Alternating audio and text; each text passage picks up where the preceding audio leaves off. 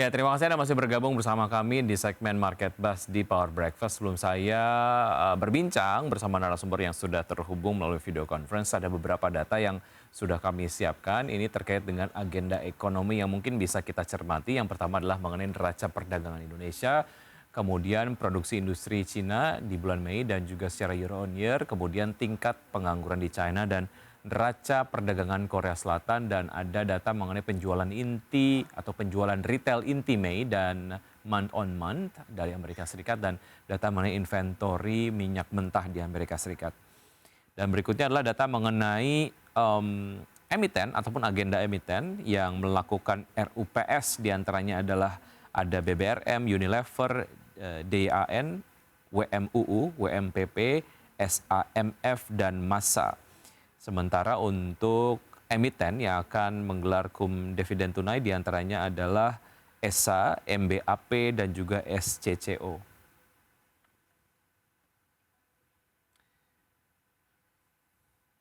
Ya, untuk menganalisa data-data yang tadi kami sudah siapkan, kita sudah terhubung melalui video conference. Ada Bapak Fendi Susianto, beliau adalah CEO dari PT Elkoran Vidi Indonesia Investama. Selamat pagi Pak Fendi. Selamat pagi, Vicky. Ya, apa kabar Pak? Baik, baik, alhamdulillah. Ya, Sehat terima semuanya. kasih sudah bergabung bersama kami di Power Breakfast di segmen Market Buzz. Satu isu utama yang kemudian kita ingin cermati seberapa besar signifikansinya terhadap pergerakan dari IHSG mengenai isu Ya, reshuffle Kabinet Indonesia Maju begitu ya. Beberapa nama sebetulnya sudah publish di berbagai media begitu, dan salah satunya adalah mengenai posisi Menteri Perdagangan M. Lutfi yang kemudian akan digantikan oleh Zulkifli Hasan. Secara ekspektasi pasar menyikapi isu ini seperti apa, Pak Fendi? ya sebenarnya pasar melihat ini responnya juga dari netral ke positif ya. Artinya apa? Artinya kemarin itu kan cukup banyak ya isu-isu yang melanda di Kementerian Perdagangan.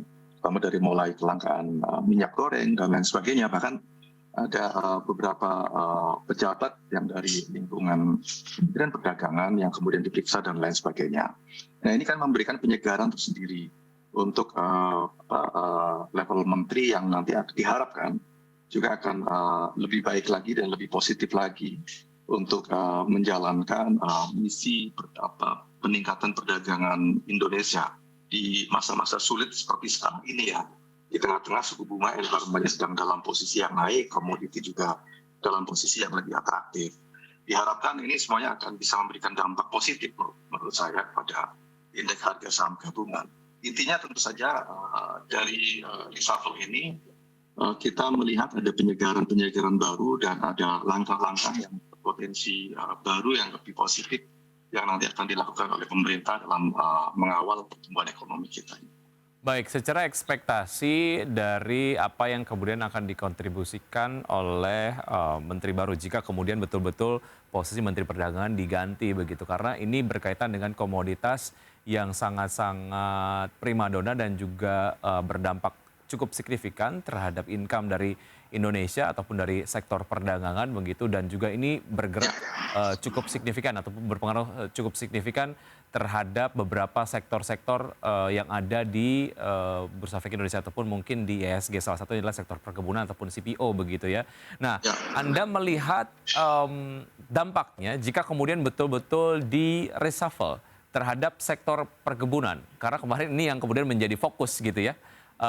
Ya. Menurut Anda seperti apa Pak Fendi? Ya, kita melihat dampaknya adalah positif ya.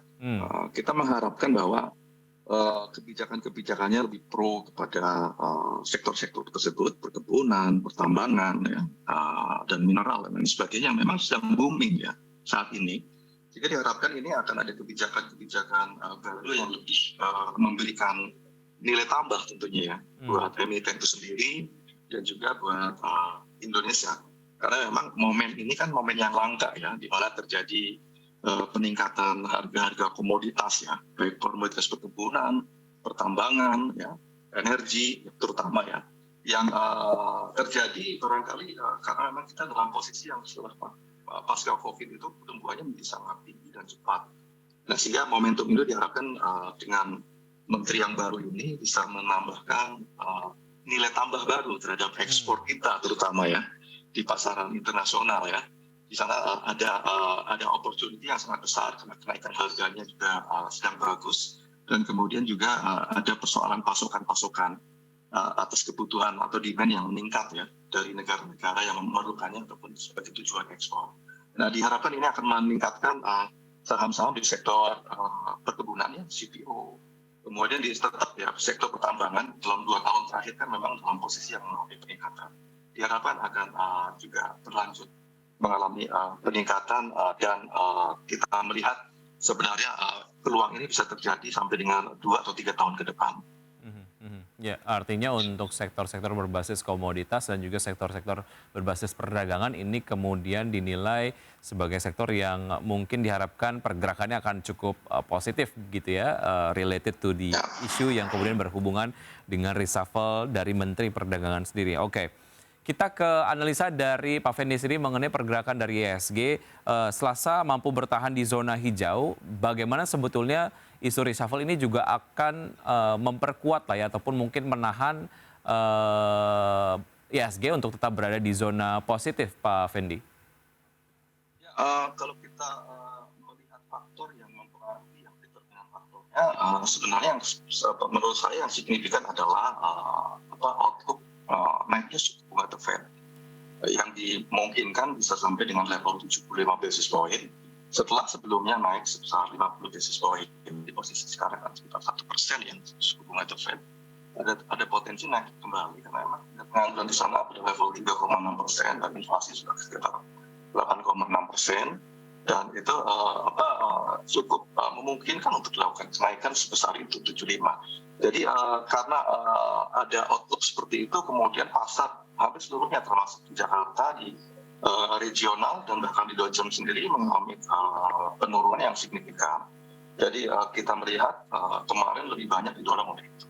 Nah, isu reshuffle juga sedikit menambah dampak positif ya, keyakinan investor terutama terhadap masa depan sektor-sektor perdagangan misalnya tadi ya, itu juga menahan dari penurunan yang lebih dalam, sehingga kita melihat pada hari ini nampaknya juga sudah mulai bertahan indeksnya karena memang penurunan sudah terjadi kemarin, dan kalau kita lihat regional juga sudah mulai sedikit pulih. Kalau kita lihat misalnya seperti Hang Seng sudah mulai naik sekitar 0,67% sampai dengan 1%. Kemudian Shanghai Composite Index juga sudah naiknya sekitar 0,5%-an. Kemudian Stratham juga sudah naik. Dan kita lihat juga Dow Jones Index Future juga sudah mulai naik pulih ya. Jadi ini akan memberikan pengaruh yang cukup bagus bagi investor kita untuk confident lagi untuk masuk pasar. Ya, untuk indeks pada level saat ini sekitar 7.050-an. Baik, oke. Satu hal yang kemudian ini nampaknya menjadi kontradiktif ketika bicara mengenai jelang suku bunga The Fed, rupiah melemah di level 14.700. Implikasinya terhadap sektor-sektor yang cukup sensitif terhadap pergerakan rupiah sendiri, analisa Anda seperti apa, Pak Fendi? Ya, terutama untuk sektor-sektor yang bahan baku impor, ya, sebut saja seperti farmasi dan lain sebagainya. Memang untuk jangka pendek mengalami terpengaruh secara negatif tentu saja ya, karena pelemahan rupiah. Tapi kalau lihat strukturnya, kita melihat nampaknya juga tidak berlangsung lama ya potensinya terjadi pelemahan terhadap rupiah yang saat ini mencapai level 14,7 ya, ataupun kilo ya, 14.700 rupiah setelah sebelumnya di level 4.400. Banyak di sini terdorong oleh outlook dari naiknya suku bunga sehingga terjadi pelemahan.